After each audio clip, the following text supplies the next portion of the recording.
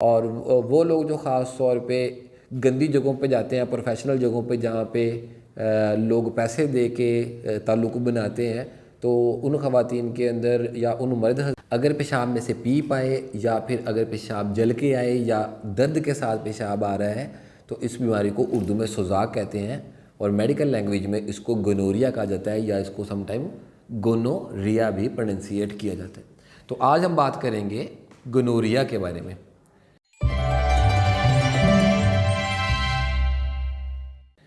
तो गोनोरिया क्या होता है? गोनोरिया बेसिकली एक सेक्सुअली ट्रांसमिटेड डिजीज़ है, यानी एक ऐसी बीमारी जो बेसिकली एक मरीज़ से जिसको पहले से एक इन्फेक्शन होता है, जब वो दूसरे बंदे के साथ सेक्स करता है, रिलेशनशिप कायम करता है, तो वो दूसरे को ये बीमारी मुंतकिल करता है। तो ये सेक्सुअल रिलेशनशिप से फैलने वाली बीमारी है जिसको सोजाक या गोनोरिया कहा जाता है। और इस बीमारी का जो पॉजिटिव एजेंट है वो एक ख़ास किस्म का जरासीम है जो इसकी बड़ी वजह है, नेसेरिया गोनोरिया। तो नेसेरिया गोनोरिया क्या करता है? ये आमतौर पे इन्फेक्शन करता है। मर्दों में अगर देखा जाए तो ये यूरिथ्रा में इन्फेक्शन करता है, एपिडिडिमस में इन्फेक्शन करता है, यानी स्पर्म की जो नाली है वहाँ इन्फेक्शन करता है, और समटाइम टेस्टिस को भी ये पेन, टेस्टिस में भी पेन होना शुरू हो जाता है। इसके अलावा ये ओरल इन्फेक्शन करता है और इन ओरल इन्फेक्शन के अलावा ये थ्रोट इन्फेक्शन करने की भी सलाहियत रखता है, तो गले के अंदर सोर बन जाते हैं और दर्द होना शुरू हो जाता है। ख़वातीन की बात करें तो ख़वातीन के यूरिथ्रा में इन्फेक्शन करता है, यानी यूटीआई यूरिनरी ट्रैक्ट इन्फेक्शन का बायस बनता है। इसके अलावा ये जो बच्चादानी की सर्विक्स है, जिसको बच्चादानी का मुंह भी कहा जाता है, वहाँ भी ये इन्फेक्शन कर सकता है। और अगर इसको प्रॉपर ट्रीट ना किया जाए तो अल्टीमेट ये फुलेपियन ट्यूब्यूल्स को डैमेज करता है, वहाँ इन्फेक्शन कर देता है।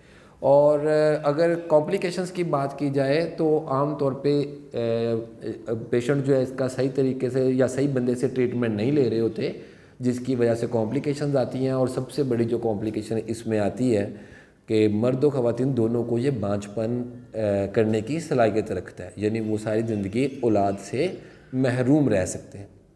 तो फैलता ये आमतौर पे किन लोगों में है? ये आमतौर पे जो ज़्यादातर सेक्सुअली एक्टिव लोग होते हैं उन लोगों के अंदर ये फैलता है। कौन सी सेक्स से फैलता है? तो तमाम जो सेक्स के वर्जन हैं, लाइक ओरल सेक्स या फिर एनल सेक्स जो कि पीछे से सेक्स किया जाता है, या फिर जो नॉर्मल सेक्स यानी वजाइनल सेक्स है, इन तीनों सेक्स के तीनों रिलेशनशिप के ज़रिए ये फैलने की सलाहियत रखता है। और तीनों जगह पे इन्फेक्शन करने की भी सलाहियत है, मुंह के अंदर, थ्रोट के अंदर, एनस के अंदर भी इन्फेक्शन करने की सलाहियत रखता है। और सबसे पेनफुल इन्फेक्शन इसका यूरिथ्रा के अंदर यानी पीनस या नफ्स के अंदर जब ये इन्फेक्शन करता है तो वो बहुत ही पेनफुल कंडीशन होती है, क्योंकि पेशाब करने में बहुत ज़्यादा दिक्कत आती है। उसकी वजह यह है कि पेशाब की पीएच जो है वो आमतौर पे एसिडिक होती है, वो चुभता है जब वो यहाँ से गुजरता है, तो उसकी वजह से बहुत ज़्यादा पेन फील होती है। और उसके अलावा पस आता है। ख़ास तौर पे गोनोरिया की जो अलामात हैं तो इसमें से पीप निकलती है।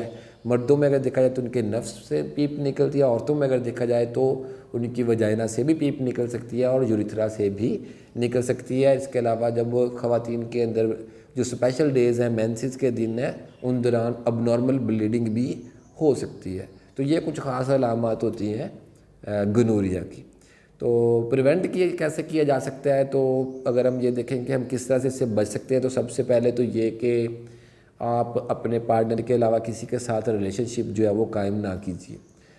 नंबर 2 जो है वो आपको स्क्रीनिंग करनी चाहिए अपने और अपने पार्टनर की, क्योंकि ये बीमारी कंटेजियस है, समझ लें एक से दूसरे में फैलती है। अगर हस्बैंड को है तो वाइफ को हो सकता है, वाइफ को है तो हस्बैंड को हो सकता है। तो स्क्रीनिंग करवाएं। स्क्रीनिंग करवाने के बाद भी अगर रिपोर्ट होता है गोनोरिया तो फिर उसको ट्रीट करवाएं, और तब तक उससे बचने के लिए आप कंडम यूज़ कर सकते हैं, तो ताकि कोई जो है बैक्टीरिया जो है वो ट्रांसमिट ना हो आपके पार्टनर की तरफ।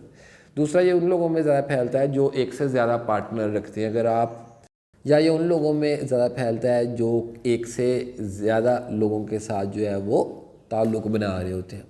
गोनोरिया आमतौर पे अगर देखा जाए तो ये टीन एज की बीमारी हम इसको कह सकते हैं, क्योंकि आमतौर पे जो टीन एज है वो ये सेक्सुअली एक्टिव एज मानी जाती है, और इसी दौरान इसके फैलने के चांसेस जो हैं वो बहुत ही ज़्यादा होते हैं। और वो लोग जो ख़ास तौर पे गंदी जगहों पे जाते हैं, प्रोफेशनल जगहों पे जहाँ पे लोग पैसे दे के ताल्लुक़ बनाते हैं, तो उन ख़वातीन के अंदर या उन मर्द हजरात के जो प्रोफेशनल हैं उनके अंदर इस बीमारी के जरासीम हो सकते हैं और वहाँ से ये बहुत ज़्यादा फैल सकता है। तो इसका सबसे बेस्ट जो प्रिवेंटिव मेजर है वो तो यही है कि आप जो है वो अपने पार्टनर के अलावा जो है वो किसी के साथ ताल्लुक़ न बनाएं। दूसरा ये कि आप कंडम यूज़ करें और तीसरा ये कि आप अपनी ऑन एंड ऑफ स्क्रीनिंग करवाएं अपने और अपने पार्टनर की, ताकि अगर किसी एक में भी ये इन्फेक्शन मौजूद है तो उसको ट्रीट किया जा सके।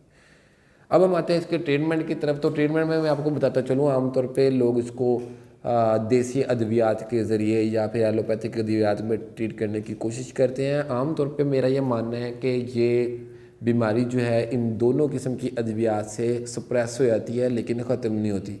तो अगर गोनोरिया का जो जरासीम है वो सप्रेस हो जाता है लेकिन ख़त्म नहीं होता, तो वो ऐसा ऐसा ट्रैवल करता है पीछे को। तो फ़र्ज़ करें ये नफ्स है और इसमें यूरिथ्रा में इसने इन्फेक्शन किया है, तो ऐसा ऐसा ये स्पर्म की नाली में एंटर हो जाता है और एपिडिडिमस में जाके एपिडिडिमाइटिस कर देता है।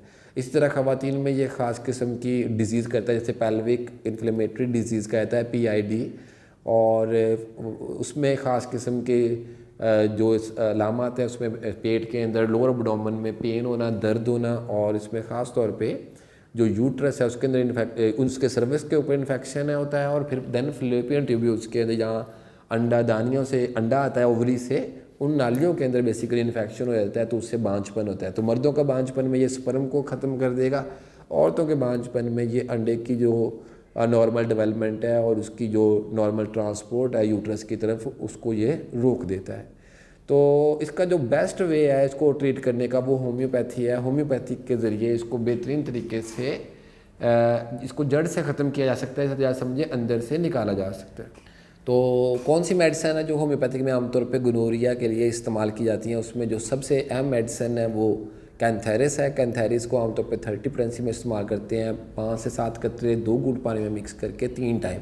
लेकिन ख़ास तौर पे जो कैंथेरिस की अलामात है वो अगर पेशेंट ये कंप्लेन करता है कि उसे बहुत ही पेनफुल यूरिनेशन होती है, यानी पेशाब करते हुए बहुत ज़्यादा तकलीफ़ होती है, और ये तकलीफ़ जो है वो पेशाब करने के बाद भी जारी रहती है, और ये जो दर्द है ये टेस्टिस की तरफ अगर मूव करता है, तो कैंथेरिस एक बेहतरीन मेडिसिन होती है। तो आप ये इस्तेमाल करें, 15 से 20 दिन में आप इस बीमारी से छुटकारा हासिल कर सकते हैं। गोनोरिया की दूसरी अहम मेडिसिन जो है वो सल्फ़र है। सल्फ़र जो है वो ख़ास तौर पे तब बहुत ही इफेक्टिव मेडिसिन होती है जब पेशेंट ये कंप्लेन करता है कि उसे पेशाब करते हुए बहुत ज़्यादा दिक्कत का सामना, तकलीफ़ होती है और साथ साथ ख़ारिश का एहसास पाया जाता है। ख़ास तौर पे अगर एनल इन्फेक्शन है, यानी एनस के अंदर मकद के अंदर अगर गोनोरिया का इन्फेक्शन हुआ और वहाँ पे अगर एनल ईचिंग या ख़ारिश है, तो वहाँ सल्फ़र बहुत ही इफेक्टिव मेडिसिन होती है। फिर सल्फ़र को एक और मेडिसिन के साथ एनल ईचिंग में इस्तेमाल कर सकते हैं, रिटानिया के साथ। लेकिन अगर एनल ईचिंग में नहीं है और सिर्फ पेशाब करते हुए यूरिन करते हुए दिक्कत हो रही है, तो फिर सल्फ़र ही इस्तेमाल करेंगे, अदरवाइज़ इसके साथ रिटानिया इस्तेमाल की जा सकती है। तो दोनों मेडिसिन 30% में इस्तेमाल करेंगे, 5 से 7 कतरे 2 घूंट पानी में मिक्स करके 3 टाइम। दवा को 1 महीना जारी रखेंगे और इंशाल्लाह ताला इससे गोनोरिया जो है इससे आप रिकवर हो जाएंगे। इसके अलावा एक और बहुत ही अहम मेडिसिन है आमतौर पे जो कि गोनोरिया में बहुत ज़्यादा इफेक्टिव होती है, वो थूजा है। थूजा ख़ास तौर पे उस पेशेंट की दवा है जिसको यूरिनेशन के दौरान बहुत ज़्यादा तकलीफ़ तो है, लेकिन साथ साथ जो है वो जब वो पेशाब करता है तो शुरू में 2 धारें बनती हैं। तो पेशाब की अगर एक की बजाय 2 धारें निकल रही हैं तो थूजा बहुत ही अच्छी मेडिसिन, बहुत ही इफेक्टिव मेडिसिन रहती है। इसको 5 से 7 कतरे 2 घूंट पानी में मिक्स करके आप देंगे और पेशेंट को दवा 15 दिन से 1 माह तक जारी रखेंगे, इससे बहुत ही इफेक्टिव रिजल्ट्स मिलेंगे। गोनोरिया अगर ये 15 दिन से पुराना हो जाए तो आमतौर पे इसके जो जरासीम है, यानी नेसेरिया गोनोरिया जो बैक्टीरिया है, बेसिकली ये सुरायत कर जाता है हमारे ब्लड के अंदर। तो अगर ये हमारे खून में पहुंच जाता है तो वहाँ से ये ट्रैवल करता है हमारे जॉइंट्स के अंदर, तो वहाँ ये जॉइंट्स के अंदर जो हमारे जोड़ हैं जिस्म के, ख़ासतौर पे जो नी जॉइंट्स हैं और ये एल्बो जॉइंट्स हैं, यहाँ पे ये ज़ख़म कर देता है, इन्फेक्शन कर देता है, आर्थराइटिस का बायस बनता है, बहुत ज़्यादा पेनफुल कंडीशन बन जाती है। तो जवानी के अंदर ही जोड़ों के अंदर दर्द पैदा होना शुरू हो जाता है। इसके अलावा अगर गोनोरिया ख़वातीन में पाया जा रहा है और प्रेग्नेंट ख़वातीन में मौजूद है गोनोरिया, तो ख़ासतौर पर जब बच्चा डिलीवर होगा तो बच्चे की आंखों पे गोनोरिया जो है वो हमला कर सकता है, जिससे जो छोटा बच्चा जो न्यू नेट होता है बेसिकली उसकी आंखें डैमेज हो सकती हैं, वो लाइट सेंसिटिव हो सकती हैं, इन्फेक्शियस होगी, पीप निकलेगी, जलन का एहसास बच्चे की आंखों में, इरिटेशन भी फील होगी बच्चे की आंखों में। तो ये बहुत ज़्यादा पेनफुल कंडीशन बन जाती है छोटे बच्चे के लिए भी। तो अगर आपको गनोरिया से मतलब कोई शिकायत है या इससे मतलब कोई आप कंसल्टेंसी लेना चाहते हैं या फिर आपको कोई स्पेसिफिक क्वेश्चन है तो आप कमेंट सेक्शन में भी पूछ सकते हैं, हमारे व्हाट्सएप पे भी कांटेक्ट कर सकते हैं या फिर हमारे फेसबुक पेज पे भी हमें कांटेक्ट कर सकते हैं। अंटिल नेक्स्ट टाइम, अल्लाह हाफिज़।